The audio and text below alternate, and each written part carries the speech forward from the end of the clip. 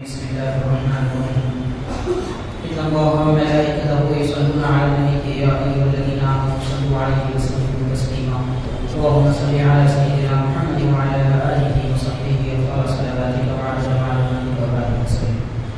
بسم الله الرحمن الرحيم. حدثنا جابر بن عبد الله قال قال رسول الله صلى الله عليه وسلم أعطيت خمسا لم يعطهن أحد من الأنبياء قبلي نصرت بالرعب مسيرة شهر وجعلت لي الأرض مسجدا وطهورا. وقال الله تعالى في شأن حبيبه إن الله وملائكته يصلون على النبي يا أيها الذين آمنوا صلوا عليه وسلموا تسليما اللهم صل على سيدنا محمد وآله وصحبه أجمعين. معزز حاضرین محترم سامعین السلام علیکم ورحمۃ اللہ وبرکاتہ. صحیح بخاری شریف کی حدیث نمبر 438 کتاب الصلاۃ میں امام بخاری رحمۃ اللہ علیہ نے مسجد کی طہارت، پاکیزگی اور زمین کی پاکیزگی کے متعلق ایک عنوان بنایا اور اس میں آپ نے یہ ارشاد فرمایا، نبی پاک صلی اللہ علیہ وسلم کا یہ فرمان کہ میرے لیے تمام زمین مسجد اور پاک بنا دی گئی ہے. حضرت جابر بن عبداللہ رضی اللہ عنہ فرماتے ہیں سیدنا رسول پاک صلی اللہ علیہ وسلم نے فرمایا مجھے 5 خاصیتیں دی گئی ہیں کہ مجھ سے پہلے والے انبیاء کرام کو وہ نہیں دی گئی تھی. اللہ تبارک و تعالیٰ نے جتنے انبیاء کرام کو دنیا میں بھیجا ان سب کو کوئی ایک یا اس سے زیادہ خاص فضیلتیں عطا فرمائی تھی، لیکن حضور نبی کریم صلی اللہ علیہ وسلم کو جو فضیلتیں خاص طور پر عطا کی گئی ہیں وہ باقی سب انبیاء کرام سے بالکل علیحدہ. جیسے جتنے انبیاء کرام گزرے ہیں کسی کو ایک معجزہ دیا گیا تو کسی کو 10 اور کسی کو 100 اور اس سے بڑھ کر ہے. خاص طور پر حضرت ابراہیم علیہ السلام، حضرت موسیٰ علیہ السلام، حضرت عیسیٰ علیہ السلام، ان 3 انبیاء کرام کو بہت سارے معجزے دیے گئے اور ہمارے آقا رحمۃ اللہ علیہ صلی اللہ علیہ وسلم کو بے شمار معجزے اللہ تعالیٰ نے عطا فرمائے اور خاصیتیں بھی عطا فرمائے. خاصیت کا معنی یہ ہوتا ہے کہ ایسی خاص بات جو دوسرے میں نہ پائی جائے. تو نبی ہونے کے اعتبار سے حضور پاک صلی اللہ علیہ وسلم کو اللہ نے جو خاص باتیں عطا فرمائی ایسی کہ جو حضرت آدم علیہ السلام سے حضرت عیسیٰ علیہ السلام تک کسی کو نہیں دی گئی تھی. ان میں سے 5 کا یہاں پر ذکر کیا جا رہا ہے کہ ایک حدیث پاک میں، ورنہ بہت ساری ہیں. صحیح بخاری کی اس حدیث میں حضور نے فرمایا کہ نصرت بالرعب مسیرۃ شہر. پہلی خاصیت یہ ہے 1 مہینے کی دوری پر بھی اگر کوئی جن انسان وغیرہ ہوتے حضور پاک صلی اللہ علیہ وسلم نے فرمایا کہ میرا رعب اور میرا دبدبہ اور میری ہیبت ان کے دل میں ڈال دی جاتی ہے. معنی یہ ہے کہ یہاں پر یہ بتایا جا رہا ہے کہ ظاہری طور پر اگر پیارے نبی صلی اللہ علیہ وسلم کے حلیہ مبارک، چہرے انور وغیرہ کو اگر دیکھا جائے تو کوئی دیکھنے والا آدمی یہ نہیں سمجھتا تھا کہ آپ کے جسم پاک میں ایسی قوت ہوگی یا آپ ایسی شخصیت ہے کہ جس جگہ تشریف لے گئے وہاں پر کامیابی ملی. شکست، ناکامی کبھی آپ کے سامنے نہیں آئی. جبکہ حضور نبی کریم صلی اللہ علیہ وسلم کے کلمات نہایت نرم، گفتگو بہت سادہ اور جس میں آپس ایسا بھی نہیں کہ بڑے بڑے پہلوانوں کا زیادہ ہوتا ہے.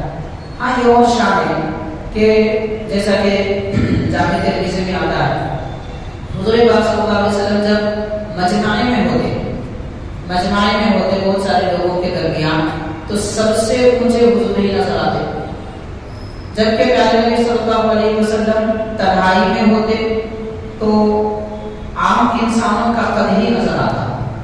یعنی مجمع میں سرکار کے ظاہری جسم پاک سے اونچا بھی کوئی نہیں ہو سکتا. اللہ تعالیٰ نے جسم پاک میں بھی ایسی خاصیت عطا فرمائی ہے. اور تیسری بات یہ ہے کہ حضور پاک صلی اللہ علیہ وسلم نے کسی میدان جنگ میں کبھی کسی پر نہ حملہ کیا، نہ کسی کو مارا، نہ کسی کو زخمی کیا. صرف ایک مرتبہ ایسا ہوا تھا اور وہ بھی اس لیے کہ ایک شخص حضور پاک صلی اللہ علیہ وسلم کے سامنے آ کر للکار میں لگا، نعوذ باللہ، میدان میں کیوں نہیں آتے؟ جبکہ سرکار صحابہ کرام فرماتے ہیں کہ میدان جنگ میں حضور درمیان میں رہتے تھے مگر کسی کو مارتے نہیں۔ یہ بڑے کمال کی بات ہے۔ ہر طرف سے حملے ہوتے ہیں، ہر حملے کو حضور روکتے تھے، بچاتے تھے، مگر کسی پہ حملہ نہیں فرماتے، کیونکہ آپ رحمت للعالمین ہیں۔ رحمت کا یہ تقاضا نہیں ہے کہ کسی کو تکلیف پہنچائے، اس لیے پیارے آقا صلی اللہ علیہ وسلم اب یہ کہ جہاں خطرہ ہوتا ہے کوئی آدمی مقابلہ نہیں کرتا تو اس خطرے میں جاتا بھی نہیں تھا، لیکن نبی پاک صلی اللہ علیہ وسلم کی یہ خاصیت ہے کہ میدان جنگ میں دشمنوں کے بیچ میں رہتے ہیں۔ حضرت علی رضی اللہ تعالیٰ عنہ تو یہ فرماتے ہیں جب جنگ کا میدان بہت سخت ہوتا تو ہم خود حضور کے آسرے میں آ جاتے تھے، اپنے بچاؤ کے لیے حضور کے آسرے میں آ جاتے تھے۔ اب غور کیا جائے کہ اتنے بڑی قوت اور شجاعت والی شخصیت یہ کہہ رہی ہے۔ عرض کرنے کا مطلب ساری باتوں کا یہ ہے کہ اللہ تعالیٰ نے پیارے آقا صلی اللہ علیہ وسلم کے نام مبارک میں، ذات پاک میں ایسا رعب عطا فرمایا تھا، اور وہ ان لوگوں کا ہوتا ہے عام طور پر جو مار دھاڑ کرتے ہیں، ظلم کرتے ہیں یا پھر طاقتور ہوتے ہیں۔ حضور پاک صلی اللہ علیہ وسلم ظاہری طور پر اس طرح کی کوئی صورت و شباہت آپ کی نظر نہیں آتی، لیکن باطنی قوت اور جسمانی قوت بھی ایسی رہی کہ رکانہ ایک بڑے پہلوان گزرے، عام طور پہ لوگ رکانہ کہتے ہیں۔ حضور پاک صلی اللہ علیہ وسلم نے ان کو 3 مرتبہ زمین پر پچھاڑ دیا تھا، اور وہ ایسے پہلوان تھے کہ عرب کے 100 لوگ ان کا مقابلہ نہیں کر سکتے، مگر ان کو نبی پاک صلی اللہ علیہ وسلم نے تنہائی میں سب کے سامنے میں، حضرت رکانہ خود کہتے ہیں بعد میں ایمان لا کے کہ حضور پاک صلی اللہ علیہ وسلم نے مجھے سمجھنے کا موقع نہیں دیا، 3 مرتبہ پچھاڑ دیا، آپ کی اس قوت کی وجہ سے میں ایمان لایا۔ مطلب یہ ہوا کہ کسی میں بولنے کی اچھی صلاحیت ہے تو وہ سرکار کے جیسا نہیں بول سکتا، کسی میں عقل زیادہ ہے تو اس کی عقل حضور کے جیسے نہیں ہو سکتی، کسی کے پاس کشتی کی مہارت ہے تو وہ سرکار سے ہار جاتا ہے۔ نبی پاک صلی اللہ علیہ وسلم میں ہر اعتبار سے معجزہ ہے، ہر اعتبار سے معجزہ ہے، حاضرین کرام، لیکن اس کے باوجود آپ فرماتے ہیں 1 مہینے کی دوری پر بھی، مہینے کی مسافت پر بھی اگر کوئی آدمی ہوتا، کوئی قوم ہوتی، دشمن ہوتا، میرا نام سنتا تو وہ کانپ جاتا، ڈر جاتا۔ اللہ تعالیٰ نے یہ خاصیت مجھ کو عطا فرمائی ہے۔ حاضرین کرام، شارحین علماء کرام میں فرماتے ہیں یہ اگرچہ کہ پیارے نبی صلی اللہ علیہ وسلم کی خاصیت ہے، لیکن اللہ تعالیٰ نے آپ کے تصدق میں آپ کی امت کو بھی یہ خاصیت دی ہے۔ اہل اسلام کا نام سن کر لوگ کانپ جاتے ہیں۔ اب چونکہ وہ حالات نہ ہمارے دل میں ویسا ایمان ہے اور نہ ہی ہم ظاہری طور پر ویسے دین پر، اسلام پر عمل کرتے ہیں، تقویٰ پرہیزگاری پتہ نہیں کہاں ہے۔ اس دور میں تو حرام سے بچنا بھی مشکل ہے، لوگوں کو حرام سے بچنا بھی مشکل نظر آتا ہے۔ پہلے کے لوگ تو بڑے بڑے تقوی کے کام کیا کرتے ہیں، بعض چیزیں جو حلال ہوتی تھی اس سے بھی پرہیز کرتے ہیں، صرف اس ڈر سے کہ کہیں مکروہ یا حرام میں نہ پڑ جائے۔ یہ ان کی پرہیزگاریاں تھی، اس وجہ سے چونکہ وہ پیارے نبی صلی اللہ علیہ وسلم کی اطاعت کرتے تھے، اللہ تعالیٰ نے اس قوم کو بھی وہ رعب و دبدبہ عطا فرمایا تھا۔ آج سارا جہاں مسلمانوں کو ڈرا رہا ہے، وجہ یہ ہے کہ ہم نے پیارے آقا صلی اللہ علیہ وسلم کا طریقہ کار چھوڑ دیا۔ خیر ایک خاصیت ہے جو حضور پاک صلی اللہ علیہ وسلم کو دی گئی۔ دوسری بات پیارے نبی صلی اللہ علیہ وسلم فرماتے ہیں وَجُعِلَتْ لِيَ الْأَرْضُ مَسْجِدًا وَطَهُورًا، ساری زمین میرے لیے سجدہ کرنے کے قابل اور پاک بنائی گئی۔ اس حدیث پاک کا مطلب کیا ہے؟ حدیث کے اس جملے کا اس کو ہم یوں سمجھ سکتے ہیں، حضرت آدم علیہ السلام سے حضرت عیسیٰ علیہ السلام کے زمانے تک جتنے نبی اور جتنے امتی گزرے ان کے لیے ان کے نبی ایک جگہ نماز کے لیے خاص بناتے تھے، مسجد، خاص مسجد ہوتی تھی، اس مسجد کے علاوہ کہیں بھی ان کو نماز پڑھنے کی اجازت نہیں ہے۔ اب مثال کے طور پر مان لیجیے کہ شہر میں کوئی ٹریفک پھنس گیا، مسجد تک نہیں پہنچ سکا، نماز کا وقت ہو گیا، جماعت بھی ہو گئی، تو آدمی اپنی سہولت سے کہیں بھی نماز پڑھ لیتا ہے، دین اجازت دیتا ہے، پڑھ سکتے ہیں۔ پچھلی امتوں میں ایسا نہیں تھا، چاہے کچھ بھی ہو جائے، سفر میں بھی ہو تو مسجد میں نماز پڑھنا ان کے لیے لازم تھا، مسجد کے سوا کہیں اور نماز پڑھنے کی اجازت ہی نہیں تھی۔ اس کی ایک وجہ یہ تھی کہ زمین سجدے کے قابل نہیں تھی، یعنی ساری زمین ناپاک تھی، ساری زمین ناپاک تھی، صرف مسجد کے لیے جو زمین منتخب ہوتی تھی وہی پاک ہوتی تھی، یہ وجہ تھی ایک بات۔ دوسرا یہ کہ اس امت میں اگر پانی نہ ہو تو وہ وضو کے بدلے تیمم کر سکتے، غسل کے بدلے میں بھی تیمم کر سکتے۔ تیمم کی اجازت دی گئی ہے۔ تیمم کیا ہے؟ تیمم دراصل زمین یا مٹی پر ہاتھ مار کر اپنے چہرے اور ہاتھ پر اپنے ہاتھ پھیر لینے کا نام تیمم ہے۔ گرد و غبار ہے، مٹی ہے، دھول ہے، لیکن جب پانی نہیں ہے تو حضور پاک صلی اللہ علیہ وسلم نے اس مٹی کو ہی پاک کرنے والا بنا دیا، جبکہ مٹی سے تو گرد و غبار پھیلتا ہے، لیکن پانی نہیں ہے، اس وجہ سے نبی پاک صلی اللہ علیہ وسلم نے اس کو پاک بنا دیا۔ یہ تیمم کی جو اجازت ہے صرف اس امت کو دی گئی، ہم سے پہلے کسی کے لیے تیمم تھا ہی نہیں، ان کے لیے وضو تھا، غسل تھا، پھر پانی نہ ہو تو تلاش کریں، نکالیں، کوشش کریں، کچھ بھی کریں، مگر وضو کریں یا غسل کریں۔ اگر بے وضو بے غسل کی حالت میں نماز کا وقت چلا گیا تو گناہگار ہے۔ لیکن اس امت کے لیے اجازت دی گئی، نماز کا وقت ختم ہونے کو ہے، پانی نہ ملے، 1 میل کی مسافت تک، یعنی تقریباً 1.5 کلومیٹر تک، آگے پیچھے سامنے آزو بازو چاروں جانب تلاش کرے، 1 میل کی مسافت تک پانی نہ ملے تو تیمم کرنے کی اجازت۔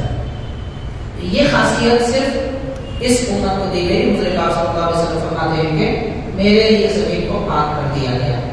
اب ایک سوال یہ پیدا ہوتا ہے کہ پچھلے زمانے میں زمین سے تیمم کیوں نہیں کر سکتے تھے اور جہاں چاہے نماز کیوں نہیں پڑھ سکتے تھے؟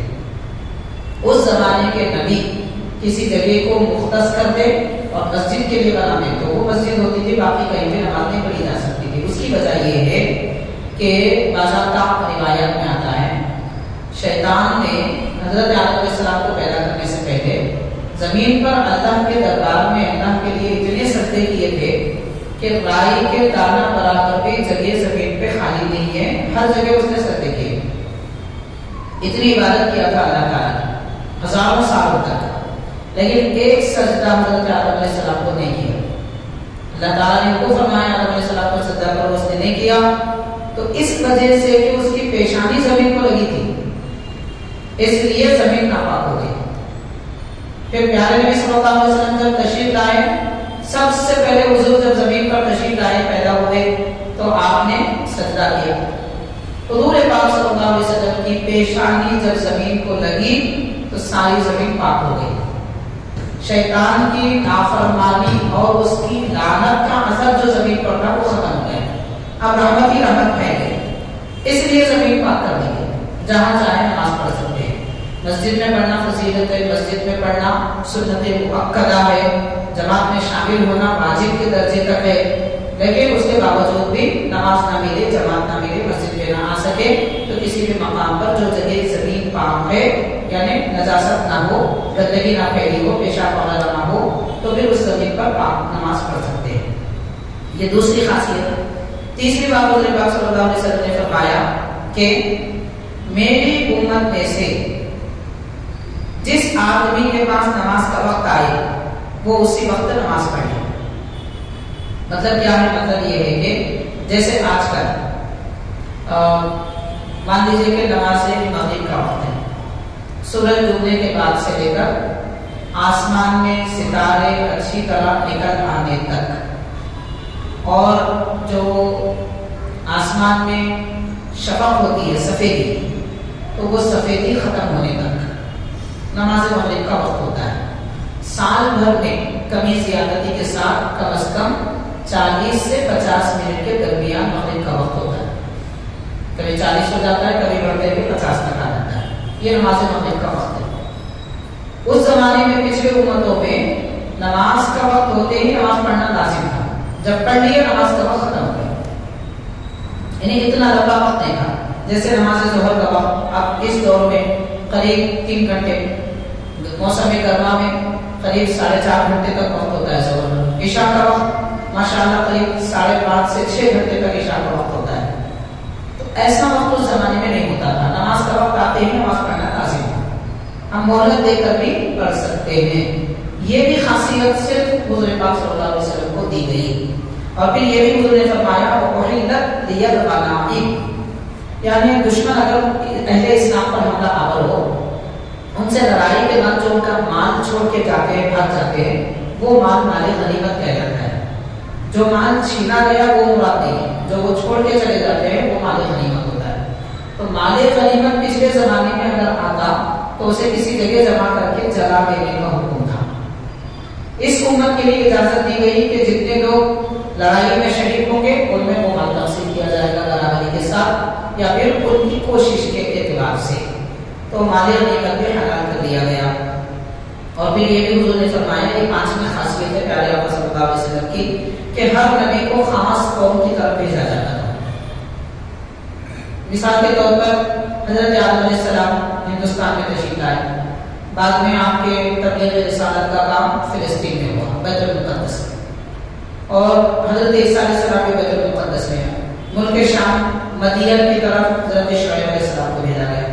ایک خاص مقام، خاص ملک کی طرف انبیاء کو بھیجا جاتا تھا.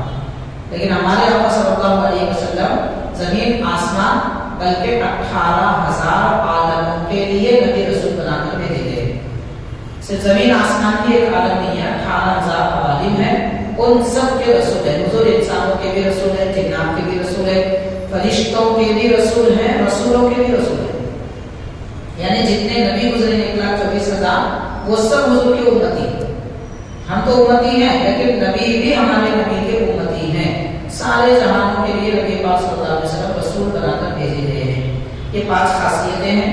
خیر، یہ ساری حدیث پاک میں جو 5 باتیں بتائی گئی، کتاب الصلاۃ نماز کے باب سے جس کا تعلق ہے وہ مسجد کا اور زمین کا پاک ہونا، کہ زمین جہاں چاہے مسلمان نماز پڑھ سکتا ہے زمین پر، اور تیمم بھی زمین سے کر سکتا ہے. یہ مسئلہ بتانے کے لیے یہ حدیث پاک امام بخاری رحمۃ اللہ علیہ نے بیان کی ہے. جیسے کہ حدیث پاک پر ہم اختتام کرتے ہیں، آپ حضرات کے سوالوں کو فرمائیں. یہ کتابیں جو عام طور پر ہوتی ہیں، ایک تو وظیفوں کی کتاب ہوتی ہے، اور یاسین شریف، ملک، رحمان، کہف، اس کے بھی علیحدہ ہوتے ہیں. تو قرآن مجید کے جو سورے اس کی کتابیں اگر ہیں تو وہ بے وضو نہیں پڑھ سکتے.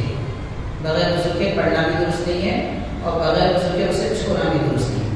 ہاں البتہ کسی کو یاسین شریف یاد ہے، سورہ ملک یاد ہے، سورہ کہف یاد ہے، وہ بے دیکھے اگر یوں ہی پڑھ رہا ہے تو پڑھ سکتے ہیں، کوئی حرج نہیں. مگر کتاب کو ہاتھ لگانا درست نہیں ہے بے وضو کی حالت میں. البتہ 5 سورہ 16 سورہ وغیرہ جو ہوتے ہیں اس میں وظیفے بھی ہوتے ہیں، چھوٹی چھوٹی آیتیں بھی ہوتی ہیں، تو اس کو اگر ہم ہاتھ لگا رہے تو لگا سکتے ہیں. البتہ کھولنے کے بعد میں اگر سورہ اخلاص آ جائے، سورہ ناس آ جائے، قرآن کی کوئی آیت آ جائے تو پھر اس کو بے وضو کے ہاتھ نہیں لگا سکتے، اس درخت کو جس پہ وہ لکھا ہے. کتاب میں چونکہ بہت ساری دوسری حدیث کی یا دعاؤں کی باتیں ہیں، دعائیں وغیرہ شامل ہیں، تو کتاب کو ہاتھ لگا سکتے ہیں. اگر اس میں زیادہ قرآن مجید کے سورے ہیں، کم وظیفے ہیں، تو پھر اس کو بھی قرآن مجید ہونے کی وجہ سے بلا وضو کے ہاتھ نہیں لگا سکتے. دیکھیے کہ ایمان ایک ہی، ایمان کا کوئی حصہ کوئی جز نہیں ہوتا. ایمان کیا ہے؟ اللہ پر ایمان لانا، یعنی اللہ تبارک و تعالیٰ کو عبادت کے لائق جاننا، اس کے سوا کسی کی عبادت نہیں. عبادت کا معنی کیا ہے؟ عبادت کا معنی وہ جو حضور پاک صلی اللہ علیہ وسلم نے عمل کر کے یا فرما کر بتایا کہ یہ اللہ کے لیے ہوتا ہے. جیسے نماز، روزہ، زکات، حج، خیرات، نفل خیرات بھی جو نہ ہو، یعنی ہم کسی کو کوئی پیسہ دے رہے ہیں یا کوئی اپنی چیز دے رہے ہیں، اس میں بھی یہ نیت کرنا کہ بھئی اللہ کے لیے کر رہا ہوں. اگر اس میں ہم نیت نعوذ باللہ کسی اور کی کر دیں، یعنی کسی کو خوش کرنے کے لیے یا پھر کوئی اور مقصد بھی آ جائے تو پھر کوئی ایمان کے خلاف ہے. تو بہرحال عبادت صرف اللہ کے لیے کرنا یہ ایمان ہے. اللہ کو عبادت الوہیت والا معبود چاہنا. ایک دوسرا انبیاء کرام کو ماننا، کتابوں کو ماننا، فرشتوں کو ماننا، مرنے کے بعد کے سوالات کو ماننا، قبر کے بعد دفنانے کے بعد پھر دوبارہ اٹھائے جانے کو ماننا، یہ ساری چیزیں ایمان ہیں. تو یہ ایمان میں یہ سب چیزیں شامل ہیں. دوسری بات، یہ جو ہم نماز، روزہ، زکات، حج وغیرہ سب کرتے ہیں یہ عمل ہے. اور ایمان عقیدہ ہے. تو عقیدہ اور عمل دونوں علیحدہ چیزیں ہیں. عقیدہ جو ہوتا ہے وہ دل میں ہوتا ہے اور عمل انسان کے بدن سے یا زبان سے یا آنکھ سے کان سے ظاہر ہوتا ہے. جیسے ہم قرآن شریف سن رہے ہیں یہ عمل ہے, زبان سے ذکر کر رہے ہیں یہ بھی عمل ہے, رکوع سجدہ کر رہے ہیں یہ بھی عمل ہے, خیرات کر رہے ہیں زکات دے رہے ہیں یہ بھی عمل ہے, کعبے کا طواف کر رہے ہیں یہ بھی عمل ہے. لیکن ایمان ان اعمال کا حکم دیتا ہے. ایمان کہتا ہے کہ یہ کرو یہ کرو یہ کرو. تو یہ فرق ہے. تو بہرحال یہ بنیادی چیزیں ہیں, ان کو ماننے کا نام ایمان. ایمان میں کبھی زیادتی نہیں ہوتی, یعنی ایسا نہیں ہوتا کہ ایمان کے نعوذ باللہ کچھ حصے ہو جائے, کچھ حصے ہو جائے, ٹکڑے ہو جائے اور وہ کچھ ٹوٹ جائے, ایسا کچھ نہیں ہوتا. ہاں ایمان کی روشنی گھٹ بھی سکتی ہے, بڑھ بھی سکتی ہے. ایمان دراصل ایک نور کا نام ہے, وہ نور انسان کے دل میں ہوتا ہے. اگر ہم سے گناہ زیادہ ہو جائے, دین سے دور ہو جائے تو ایمان کی روشنی کم ہو جاتی ہے. زیادہ ذکر کریں اللہ کے قریب ہو جائے تو ایمان کی روشنی بڑھ جاتی ہے.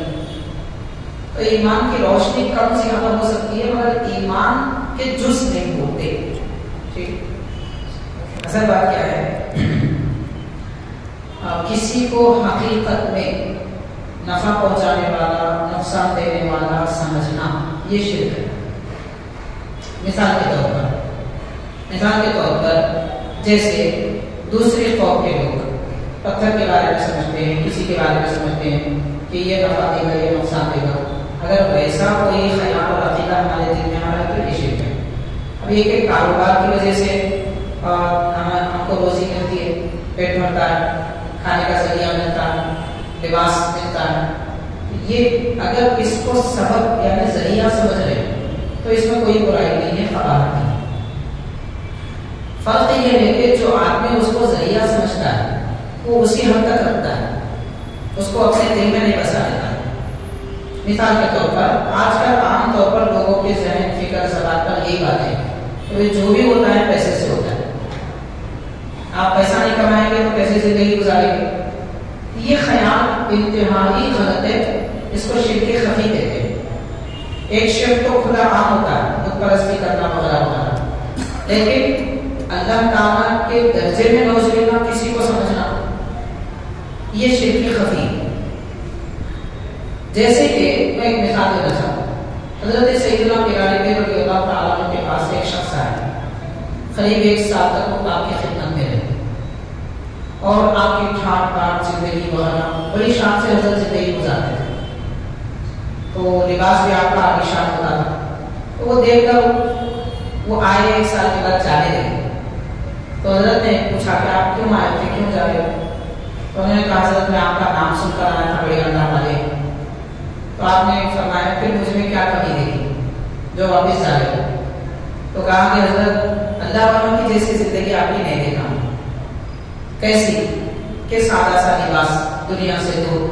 آپ تو ایسے نہیں ہیں. آپ کے پاس تو میں نے دیکھا ہے کہ آپ کے استبل میں 40 گھوڑے ہیں اور 40 گھوڑے جو کھوٹیوں سے لکڑیوں سے باندھے ہوئے ہیں وہ لکڑیاں سونے کی, سونے کی لکڑیاں ہیں. آپ گھوڑے باندھنے کے لیے استعمال کر رہے ہیں, اتنی دنیا ہے آپ کے پاس. تو حضرت نے ایک ہی بات فرمائی کہ دیکھو اگر وہ سونے کی میرے پاس محبت ہوتی تو میں اسے وہ نجاستوں میں نہیں رکھتا جہاں گھوڑے پیشاب کرتے ہیں, گندگی لاتے ہیں. میں تم لوگوں کو دنیا کی حقیقت کیا ہے بتانے کے لیے سونے کے لکڑیاں کاٹی ہیں کہ میرے پاس دنیا کی حقیقت اتنی ہے جتنا کہ گھوڑے کا پیشاب اور اس کی گندگی ہوتی. اگر اس کی محبت میرے پاس ہوتی تو میں اسے چھپا کے رکھتا. یہ فرق اگر ہمارے پاس ہے دنیا, دولت, کاروبار کا تو ماشاءاللہ ہم سچے مسلمان ہیں. یعنی یہ کہ نہ دولت آنے سے خوش ہو نہ جانے سے غم. یہ کیفیت اگر دل میں ہے تو ماشاءاللہ پکے مسلمان ہیں. اب اس میں کوئی شرک کفر کی بات نہیں. دولت آ رہی ہے تو خوشی ہو رہی ہے, جا رہی ہے تو غم ہو رہا ہے, پھر سمجھ لینا چاہیے کہ دنیا کی محبت ہے.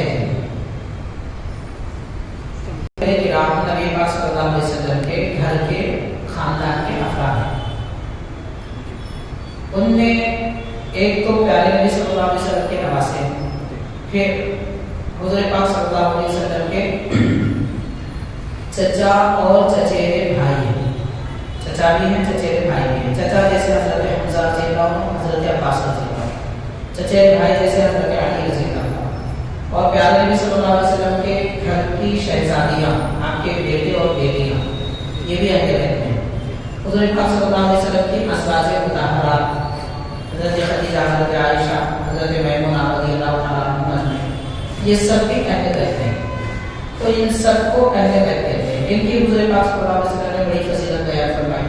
مختصر یہ کہ ارشاد فرمایا میرے گھر والے، میرے اہل بیت حضرت نوح علیہ السلام کی کشتی کی طرح، جو اس کشتی میں اس زمانے میں سوار ہوئے تھے وہ طوفان سے بچ گئے.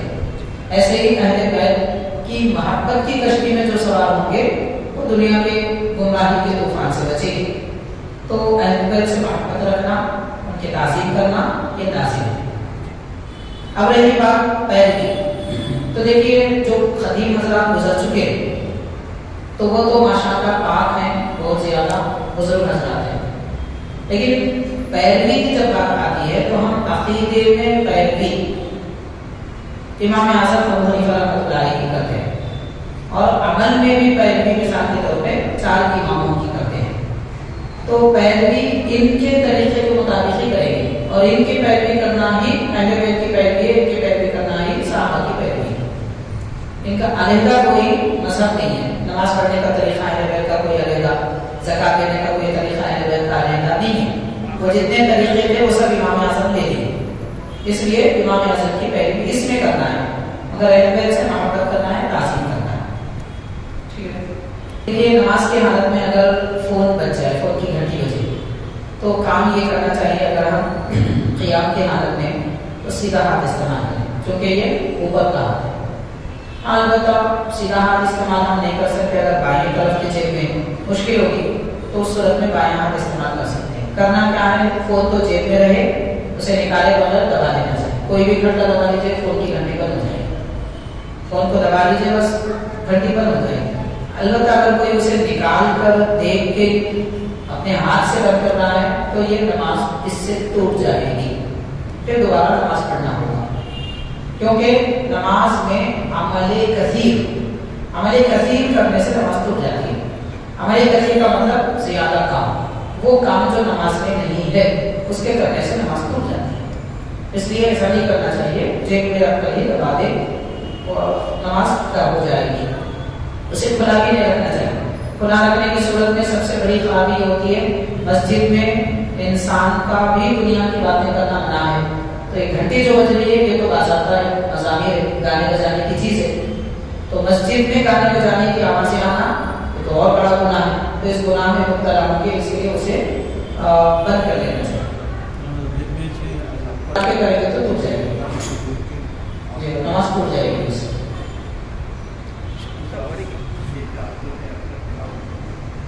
ویسے دیکھیں قرآن شریف کے تمام سورے ماشاءاللہ بڑی فضیلت والے ہیں.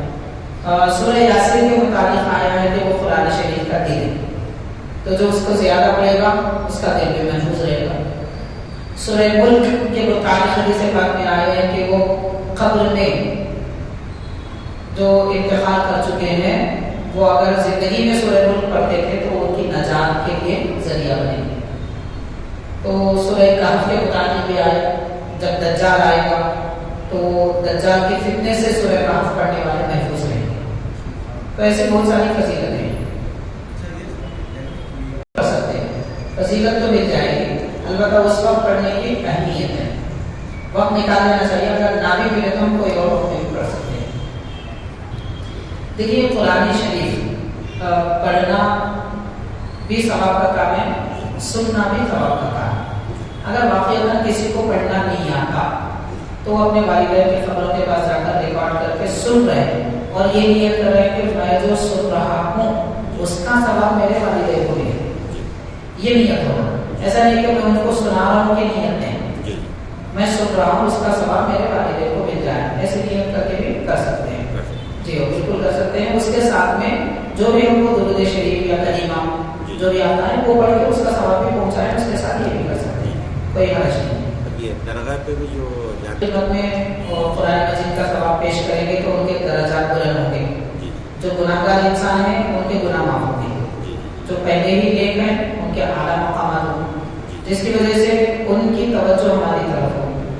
جو جب ان کی نظر ہم پہ پڑے گی تو ماشاء اللہ پھر ہمارے لیے دنیا آخرت سب بہتر ہے. آج کل کا ماحول ایسا ہو گیا کہ صحیح بخاری میں حضور نبی کریم صلی اللہ علیہ وسلم نے فرمایا کہ لوگوں میں نے تم کو قبروں کی زیارت سے روکا تھا پہلے، پھر فرماتے ہیں کہ سنو زیارت کرو اس لیے کہ زیارت کرنے سے تم پرہیزگار بن جاؤ گے. تو مزارات کی زیارت کرنے والے چاہے عام انسان ہو یا اولیاء کرام، ان کی زیارت کرنے کی وجہ سے ان زیارت کرنے والا آدمی پرہیزگار بنے گا، متقی بنے گا.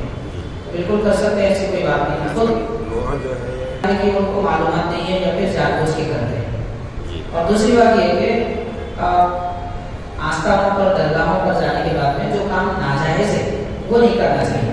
مثال کے طور پہ سجدہ کرنا اور طواف کرنا یہ ناجائز کام ہے، وہ نہیں کرنا چاہیے. تو یہ لوگوں کا معاملہ یہ ہے کہ جو کام ناجائز ہے اسے نہیں روکتے بلکہ پورے طور پر جانا ہی نہیں بولتے، وہ غلط ہے. اللہ کے سوا کسی کا بھی جو ہے جانا یہ غلط ہے بالکل. جب دیکھیے جب حدیث میں آیا ہے حضور پاک صلی اللہ علیہ وسلم یہ فرما رہے ہیں کہ جاؤ زیارت کرو، تو پوری دنیا بھی روکے گے تو غلط ہے. ہمارے پاس حدیث ہے، ہم نبی کے طریقے پہ عمل کرنے والے ہیں. خبروں پہ بھی جو یہاں ویسا بھی کر سکتے ہیں، مگر وہاں جانے کی فضیلت اپنی جگہ ہے. مثال کے طور پر دیکھیے حضور پاک صلی اللہ علیہ وسلم اپنے چچا حضرت حمزہ رضی اللہ تعالیٰ عنہ کی زیارت کے لیے خود حضور جاتے تھے مدینہ پاک میں جبل احد کے پاس. تو پھر کیا سرکار عالم صلی اللہ علیہ وسلم مسجد نبوی میں تشریف فرما کر ان کو ثواب کیوں نہیں پہنچائے؟ زیارت کرے نہ جا کے، اس لیے ہم کرتے ہیں، بس اور کوئی بات نہیں.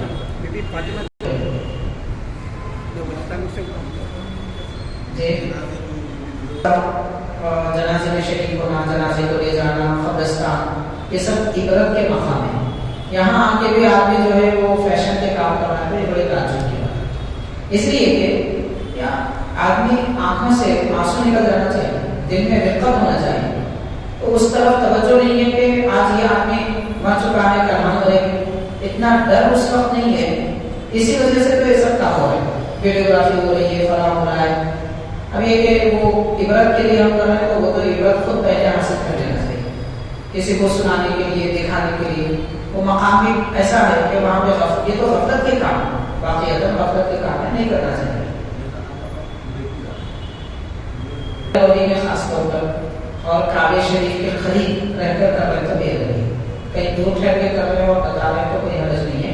مگر سرکار کے روزے پہ حاضر ہو کر وہاں جانے کے بعد زندگی میں ایک مرتبہ موقع ملا، وہاں جا کے بھی لوگوں کی یاد. تعجب کی بات ہے کہ وہاں جانے کے بعد حضور کے دربار میں گئے، اللہ کے دربار میں جانے کے بعد لوگ یاد آ رہے ہیں. یہ تو بڑے تعجب کی بات ہے.